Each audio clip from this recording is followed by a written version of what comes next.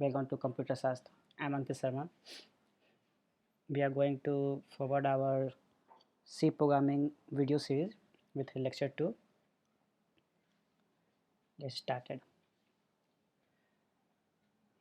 ये lecture variables पे है। सी में जो वेरिएबल्स होते हैं उनके बारे में हम जानेंगे, किस तरह से वेरिएबल को डिफाइन करते हैं, डिक्लेयर करते हैं और इनिशियलाइज करते हैं, किस तरह से यूज़ करते हैं।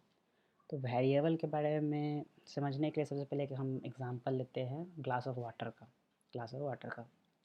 आप एक ग्लास लो और उसमें वाटर डालते हो। ग्लास को एक आप वेरिएबल मान लो, तो ग्लास एक वेरिएबल है जो कि वाटर को एज अ वैल्यू ले रहा है।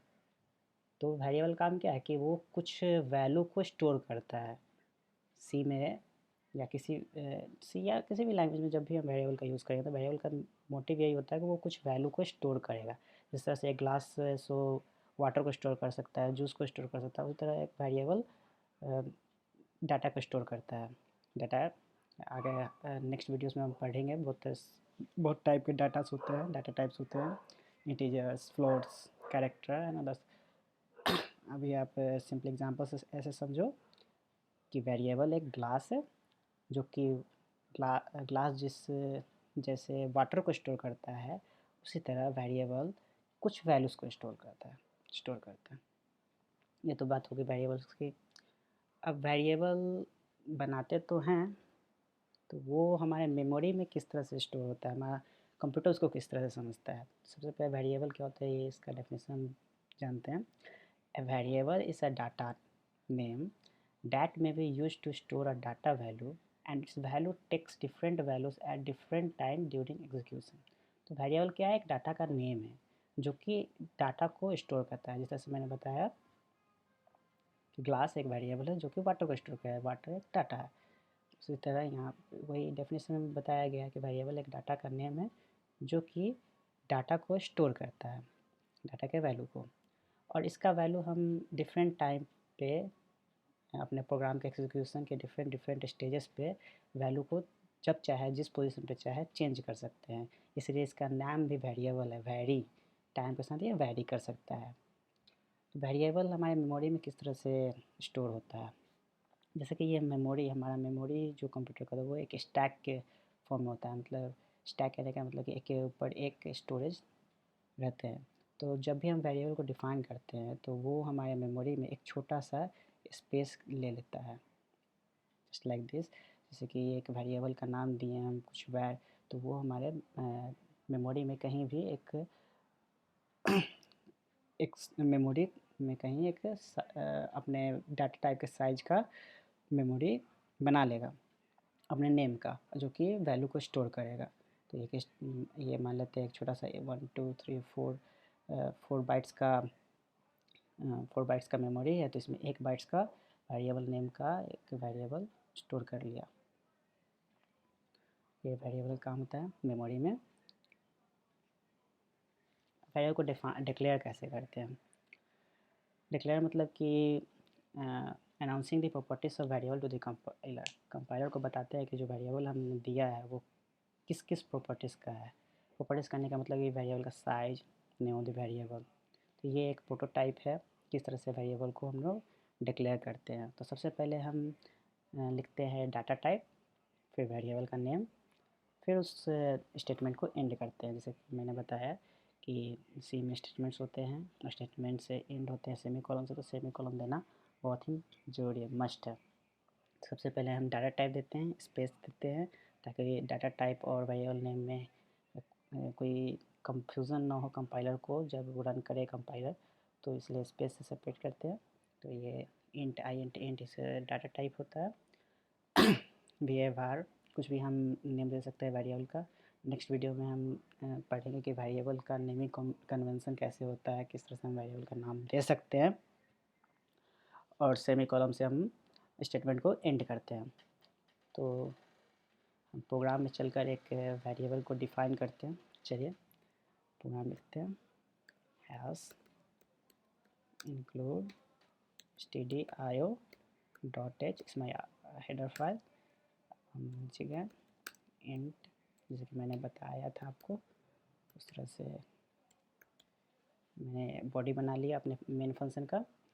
अब इसमें मैं सबसे पहले एक वेरिएबल डिफाइन करता हूँ इंट, जिसका नेम होगा वैर, और ये सेमीकोलन से एंड होगा। तो ये एक वेरिएबल डिफाइन हो गया। ये एक्सकोड है, तो एक्सकोड है सो हर एक लाइन को तुरंत कंपाइल करते जाता है, तो मुझे बता देता है ऐसे करके कि आपने इसके साथ क्या यूज़ किया या नहीं यूज़ किया। तो अभी ये बता रहा है कि अनयूज्ड वेरिएबल वैर, हम मैंने मेन फंक्शन के बॉडी में अभी तक वेरिएबल को यूज़ नहीं किया, वैर नेम के वेरिएबल को यूज़ नहीं किया है। आगे चलकर सब समझेंगे, अभी हम सिर्फ डिक्लेरेशन पढ़ रहे हैं। तो डिक्लेरेशन कैसे करते हैं वो मैंने बताया। सबसे पहले हम लिखते हैं कि डाटा टाइप लिखते हैं, वेरिएबल किस डाटा टाइप का है वो लिखते हैं, फिर वेरिएबल का नेम लिखते हैं, फिर सेमीकोलन से क्लोज करते हैं। तो ये हमने डिफाइन कर दिया एक वैर नाम का इंटीजर वेरिएबल। इसी तरह हम चाहे तो बहुत सारे वेरिएबल डिफाइन कर सकते हैं, इंट वैर 1 सेमीकोलन, इंट नेम का भी वेरिएबल बना सकते हैं। ये हम आगे नेक्स्ट वीडियो में समझें किस तरह से वेरिएबल को नेम देते हैं। जैसे बहुत सारे वेरिएबल हम बना सकते हैं। तो आपको समझ में है ना। अब डिक्लेरेशन तो हो गया। अब initialization means giving some data to store in variable at declaration time. जो हम डिक्लेयर करते हैं उसी वक्त अगर वेरिएबल को कुछ डाटा दे देते हैं, कुछ डाटा स्टोर करने के लिए दे देते हैं, तो उसे हम इनिशियलाइजेशन कहते हैं। जैसे यहाँ मैंने दिया हुआ इंट वैर को कुछ वैल्यू दे दिया है। कौन सा वैल्यू दिया है? जो कि उसका डाटा टाइप है। तो ये जब डाटा टाइप वाली वीडियो आएगी तो मैं समझाऊंगा कि किस तरह से कौन सा डाटा किस तरह के डाटा टाइप के साथ कनेक्ट होता है। आप यहाँ पे बस ऐसे समझ लो 12 एक इंटीजर है और इंट डाटा टाइप है। तो इंट डाटा टाइप का वेरिएबल है, इसका नाम है वैर, उसको मैंने असाइन किया 12 से। तो ये मैं क्या कर रहा हूँ, डिक्लेरेशन के वक्त ही कुछ डाटा दे रहा हूँ वेरिएबल को। तो इसका मतलब होता है कि इनिशियलाइजेशन, जब डिक्लेरेशन के वक्त ही इनिशियलाइज कर देते हैं, कुछ ना कुछ वैल्यू दे देते हैं, तो इसी को इनिशियलाइजेशन कहते हैं। तो हम यहाँ पे एग्जांपल से समझते हैं। जैसे कि यहाँ मैंने वैर बनाया था, तो इसे मैं कुछ वैल्यू देता हूँ, जैसे कि 12 वैल्यू देता हूँ। तो ये मैंने इनिशियलाइज कर दिया, इनिशियलाइज कर दिया। अब मैं जैसे कि यहाँ पे मैंने इनिशियलाइज कर दिया। तो ये ज़रूरी नहीं है कि जब मैंने इनिशियलाइज कर दिया तो फिर इसके वैल्यू को हम चेंज नहीं कर सकते हैं। अगर मैं जब चाहूँ अपने प्रोग्राम में कभी भी वैर का वैल्यू हम चेंज कर सकते हैं। और जो सबसे लेटेस्ट वैल्यू होगा उस वेरिएबल का, वही वैल्यू को कंपाइलर समझेगा, उसी वैल्यू को कंपाइलर स्टोर करेगा अपने मेमोरी में। तो जैसे कि मैं प्रिंट करता हूँ वैर को,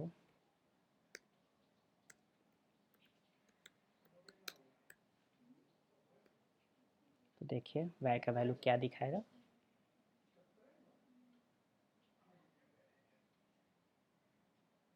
यहाँ पे आपको 10, देखिए 10 लिखा है, जो कि हमारा करंट वैल्यू था, लेटेस्ट वैल्यू वैर का जो मैंने दिया था उसे आउटपुट में दिखाया। अगर मैं इसे कमेंट कर देता हूँ फिर रन करता हूँ तो आप देखिए क्या है, 12 आया, जो कि मैंने इनिशलाइज किया था। अब यहाँ मैंने अब जितनी बार चाहे उतनी बार वैर का वैल्यू चेंज कर सकते हैं, वेरिएबल है, यही इसका काम ही है। 11 मैंने डाल दिया, फिर रन किया, देखिए 11 हो गया। तो हो क्या रहा है कि मेमोरी में इंट डेटा टाइप का एक वैर नाम का वेरिएबल बन गया यहाँ पे इस लाइन से, और उस वैर वेरिएबल में 12 डाटा स्टोर हो गया। अब नेक्स्ट लाइन पे जब कंपाइल जाता है तो वैर नाम के वेरिएबल में 12 को हटाकर 10 को स्टोर कर देता है। फिर नेक्स्ट लाइन में जाता है तो वैर नाम के वेरिएबल में 10 की जगह 11 स्टोर कर देता है। कंपाइलर को ये स्टेटमेंट बता रहा है कि आप लास्ट वैल्यू को भूल जाओ और यही जो वैल्यू दिया है उसको आप स्टोर करो। तो लास्ट वैल्यू को भूल कर ये नेक्स्ट वैल्यू को स्टोर कर रहा है। और जब हम प्रिंट कर रहे हैं तो जो भी प्रिंट स्टेटमेंट है उससे पहले वेरिएबल का जो भी वैल्यू स्टोर किया गया होगा मेमोरी में, उसी वैल्यू को print so printf function print करेगा। इसीलिए लेटेस्ट वैर का वैल्यू 11 है तो 11 प्रिंट हो रहा है। फिर टर्न 0 का मैंने बताया था कि एक अच्छी आदत है, देना चाहिए, मैंने दिया, ये हो गया। इनिशियलाइजेशन समझ गए। अब one or more variables with same data type can be declared in a single line statement with comma separations। कहने का मतलब है कि जैसे मैंने यहाँ पे var का वैल्यू तो चेंज किया, इससे पहले मैंने 3-4 वेरिएबल्स बनाए थे, मैं यहाँ ओमिट करता हूँ। var नाम का एक वेरिएबल बन गया, ये कमेंट को भी डिलीट कर देता हूँ। अब एक a नाम का इंट टाइप डाटा टाइप का वेरिएबल बना है, फिर b टाइप का बना, फिर c टाइप का बना, फिर d टाइप का बना। तो इन सारे वेरिएबल्स में आप ध्यान दो तो कॉमन क्या है? कॉमन है डाटा टाइप, सारे इंट डाटा टाइप है। तो हम हर बार इंट लिखो फिर उस वेरिएबल का नाम लिखो तो ये थोड़ा जब कोडिंग करते हैं तो सबसे ज़्यादा हमें ध्यान देना पड़ता है कि हम इटरेशन जितना कम कर सके उतना अच्छा कोड के लिए होता है। तो यहाँ क्या कर रहे हैं हम, इटरेशन कर रहे हैं, बार बार इंट लिख रहे हैं, बार बार इंट लिख रहे हैं, और क्या एक ही डाटा टाइप के लिए बार बार लिख रहे हैं। तो इसे कम करना हमें सबसे अच्छी तरीके से आने चाहिए एज अ कोडर। तो इसे ओमिट करने के लिए जो एक मैंने डाटा टाइप इंट डिफाइन किया उसी में सारे वेरिएबल को असाइन कर सकता हूँ, सारे वेरिएबल को लिख सकता हूँ बाय कॉमा सेपरेशन। जितने चाहो उतने वेरिएबल को लिख सकता हूँ।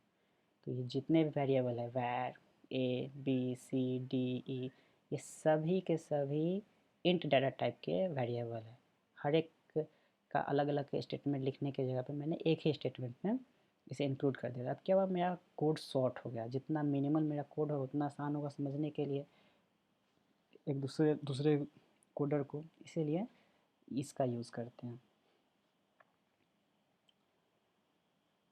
यहाँ मैंने एग्जांपल भी दिया, int var1 var2 var3 var4, जिस तरह से कॉमा सेपरेशन से हम बहुत सारे वेरिएबल को डिक्लेयर कर सकते हैं एक ही साथ। We can change value of any variable at any stage of program. Program के किसी भी स्टेज पे किसी भी वेरिएबल का वैल्यू हम चेंज कर देते। जो थोड़ी देर पहले मैंने बताया, यहाँ पे मैंने 0 लिया था, फिर var का वैल्यू हम चाहे तो 30 ले लेंगे, और जो प्रिंट करेंगे तो लेटेस्ट वैल्यू जो है उसी को प्रिंट करेगा। बिल्ड सक्सेस हो गया 30।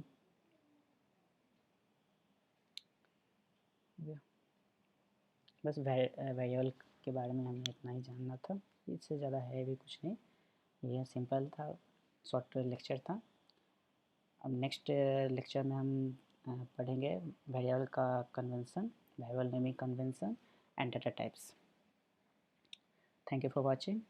अगर आपको वीडियो अच्छा लग रही हो तो सब्सक्राइब करें और अपने दोस्तों के साथ शेयर करें ताकि उन तक भी एक अच्छा कंटेंट पहुंच सके। Thank you so much.